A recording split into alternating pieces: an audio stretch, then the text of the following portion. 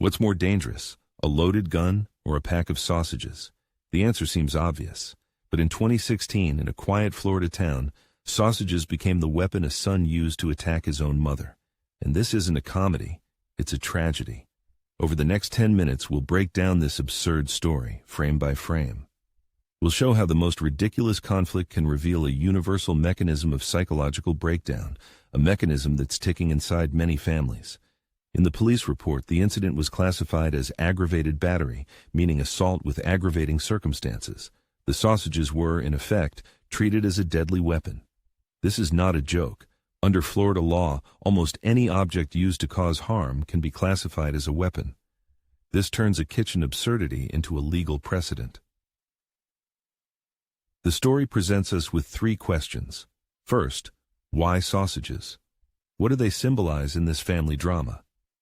Second, was it drugs, or was there something more sinister behind this act? And the main question, what could the mother have done to provoke such a reaction? Let's start with the second question. Drugs. The first thought of the officers on the scene was flakka or methamphetamine, a typical catalyst for madness in Florida. But the toxicology report came back completely clean. This was even more frightening. The evil wasn't chemical, it was psychological.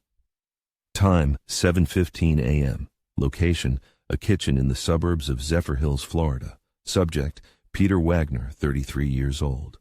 In his report, Officer Stevens wrote, "Upon arrival, I found the victim in a state of distress and numerous sausage products scattered across the kitchen. The suspect offered no resistance and appeared calm, which contrasted with the chaos of the scene." This calm after the storm is a key detail. But the police noted another strange detail in the report. During the assault, Wagner wasn't just throwing sausages, he was screaming the same phrase, over and over. That phrase is the key to the entire story. Like a verbal black box from his psychological crash, it recorded what was happening in his mind in the final seconds before impact. "And now, we're going to decode it," he screamed. "You are not my mother." Again and again, just 4 words, but they hold the entire access code to this drama. It all started with a simple request to clean the kitchen. Peter refused. Then his mother issued an ultimatum. "Either you clean up or I'm kicking you out of the house." And that's where everything broke. The trigger wasn't the request. The trigger was the threat of losing his last bastion. For 33-year-old Wagner, his mother's house wasn't just a roof over his head. It was his psychological home, the last fortress of security in a world where he had clearly failed to make it. The threat of eviction was equivalent to the threat of his entire identity being annihilated. It's like telling an astronaut on a spacewalk, "I'm about to cut your oxygen line." From her perspective, it was a normal domestic dispute. She saw an adult son who didn't want to help with chores. Her simple and understandable desire for order clashed with his distorted perception of reality. They were both speaking English, but on completely different frequencies. She was broadcasting on Domestic Life FM, discussing cleanliness and responsibilities. He was listening to Existential Dread Radio, where any threat was perceived as the end of the world. It's no wonder they didn't understand each other. The phrase, "you are not my mother," isn't a literal denial of kinship. It's a metaphor. In his mind, a mother is someone who provides unconditional love and shelter. The moment she threatened to kick him out, she ceased to fulfill that function. She transformed into an enemy, a stranger. In psychology, this is called splitting. Unable to accept that the good mother who feeds and shelters him and the bad mother who threatens him are the same person, his psyche split her image in 2, and he attacked the bad one to protect the idealized image of the good one. Think about a time when a loved one, in the heat of an argument, told you, "I don't even know who you are." In that second, they don't see you. They see a threat to their world.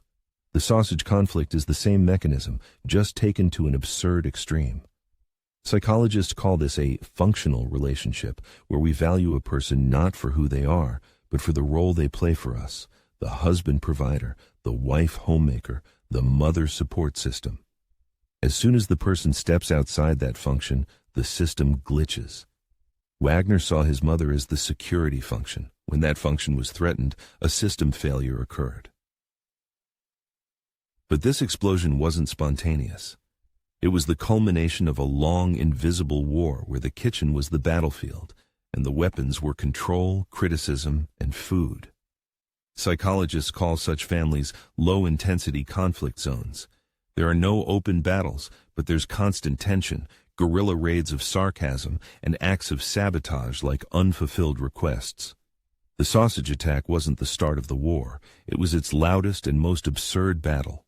In this war, the mother had total logistical control. Peter, a 33-year-old man, lived on her territory and on her dime. She decided what he would eat, when he should wake up, and how he spent his pocket money. This is a classic example of a codependent relationship where caring becomes the perfect camouflage for control.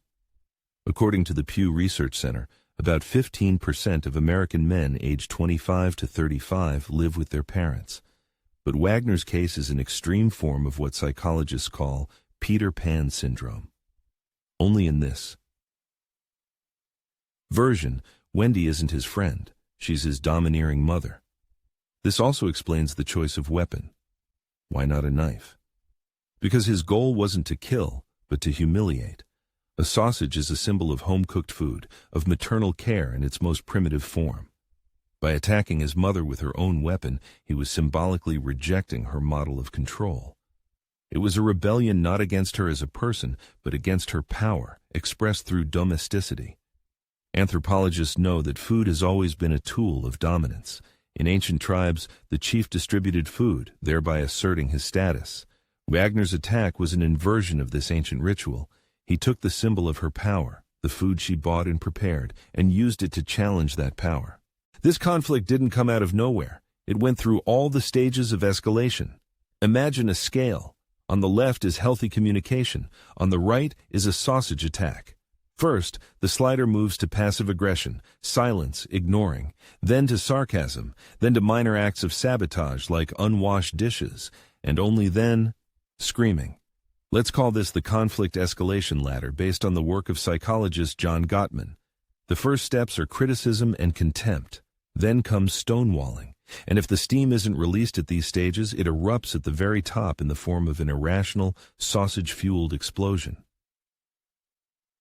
You're familiar with these first steps. Control through food. I cooked and you're not eating. Control through cleanliness. I've been cleaning all day and you.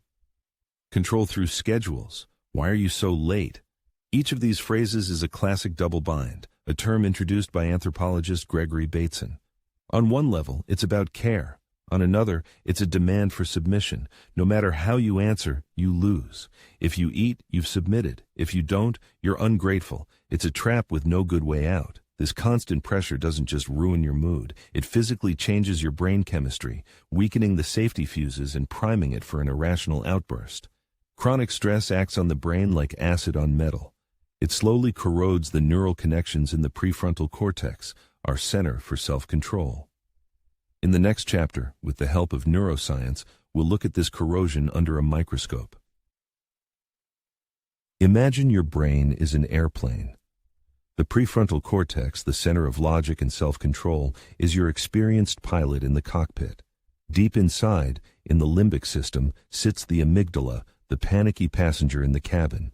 Years of chronic stress, humiliation, and control slowly weaken the lock on the cockpit door.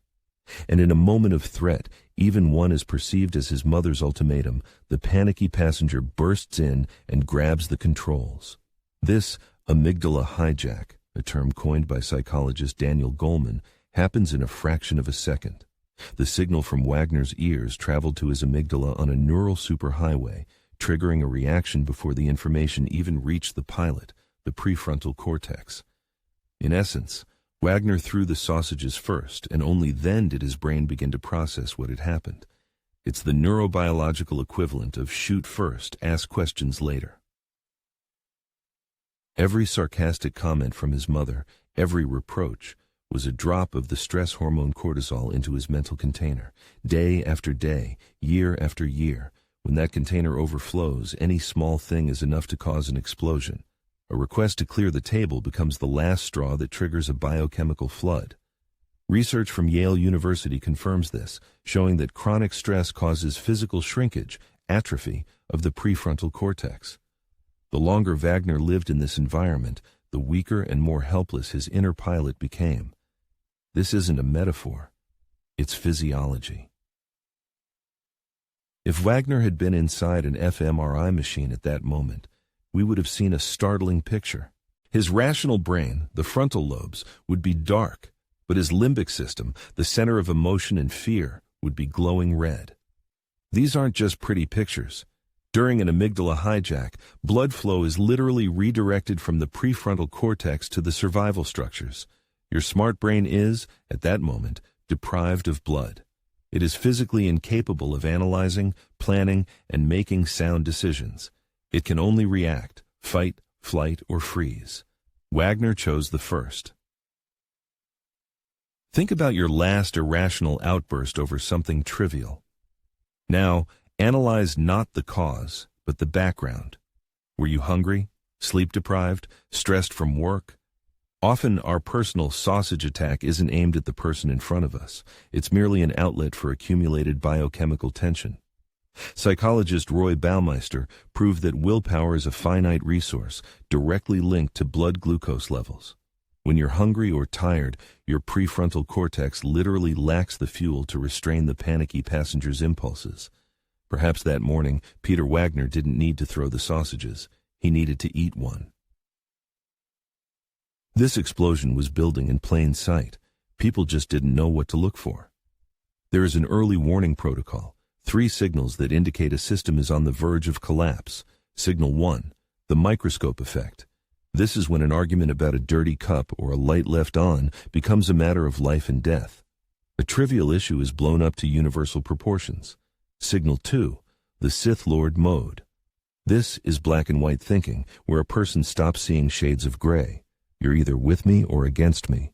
Any disagreement is seen as betrayal. And signal 3, domestic terrorism. These are small acts of symbolic sabotage aimed at things sacred to the other person, their order, their rules, their food. If you see these 3 signals, expect an explosion. But it can be stopped. When you see someone getting worked up and reaching a boiling point, don't argue with their logic. There is none. Instead, break the pattern. Ask a completely unexpected, disarming question, something like, do you think sausages could be considered a projectile weapon? For a second, this engages the prefrontal cortex and can halt the amygdala hijack. FBI negotiators call this reframing. Instead of arguing within the problematic frame of who's right and who's wrong, they create a new, unexpected one. The sausage question is a perfect reframe that shifts the brain from combat mode to puzzle-solving mode. The story of Peter Wagner isn't an anecdote about some Florida weirdo. It's a tragic parable about how unspoken resentments and hidden control turn love into tyranny and a kitchen into a battlefield. And the most terrifying weapon in this war isn't a sausage, but silence. By the way, how did this story end? The charges against Peter Wagner were dropped on one condition. He had to move out of his mother's house and complete an anger management course. Sometimes, the most absurd act becomes the catalyst for the most necessary change. It was his twisted but only way of leaving home. So what's more frightening in this story? The absurd attack itself, or the years of quiet psychological abuse that led to it? It's a choice between an explosion and corrosion. An explosion is loud and visible. Corrosion is quiet and unseen, but it destroys the very foundation. What's more dangerous for the structure of your relationships? Let us know in the comments, the explosion or the corrosion.